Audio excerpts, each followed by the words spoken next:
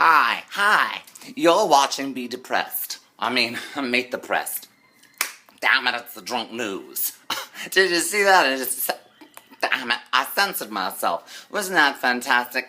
Now, ladies and gentlemen, I realize I've been gone for a while. I haven't been reporting the news because I've been living, ladies and gentlemen. The holiday season really took it out of me, and of course, there was that whole shenanigans with all of those children. That was very upsetting to me because I love children.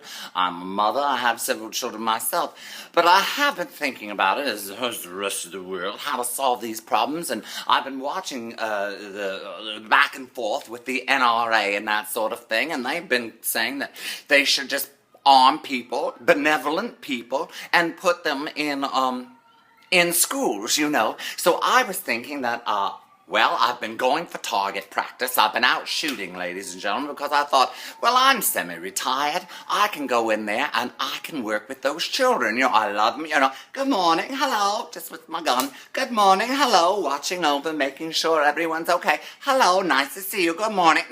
Now, don't talk to me that way. No, keep going. Move on. Keep going. Now, leave me. Now, you kids, leave me alone. Now, get out of here. Now, scat. I don't want to see you kids near me anymore. God damn. Anyway, ladies and gentlemen, I think I'd be really good at it. And I'm sure most people would, because everyone that I know, most people have infinite patience with children. Of course, now what else is in the news? Well, the real news, of course, these days is in seafood. They're talking about how nobody can tell what's what anymore. If you go to the market, you don't know what you're buying. They'll say, this is tuna fish, but it's catfish. This is codfish, but it's lobster. They have no idea. They don't know how to name it. And so whatever you're buying, you're just taking your chances. And most of it's toxic. It's radiated. They come with this fish from Japan, and they call it brook trout, and the next thing you know, you've got throat cancer. That's what they're saying. You can't tell what you're eating with the fish when you go get the sushi. Who knows? And then, of course, there's all this fish that they keep finding in Hawaii that's just been eating food that was provided for them via the tsunami made by Mattel. They're all swollen and bloated, and they're filled up with Barbie shoes, ladies and gentlemen. You can't eat fish anymore. That's all there is to it. And then, of course, with the oysters, there's little teeny tiny particles of plastic. The oysters are basically eyeshadow now. So if you put on eyeshadow, you're either wearing oyster pearl eyeshadow or you're eating pearl oyster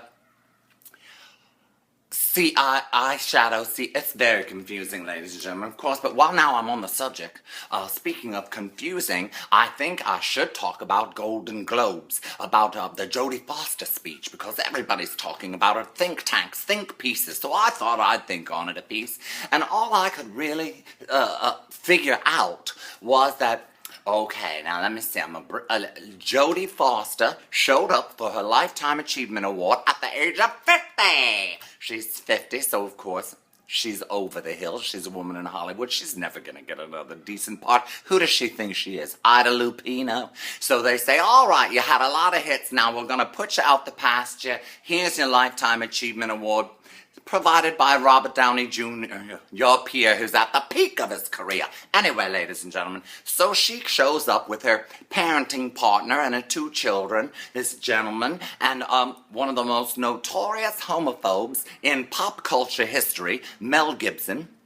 She sits there looking very feminine for a change, and she gets up there and she makes this speech about how she believes in privacy. She's there with her parenting partner and her children. She's been in show business for 30 years. She's lonely. She's single. She's tired. She acknowledges the people in the back of the room who are her closest relationships of over 30-some years.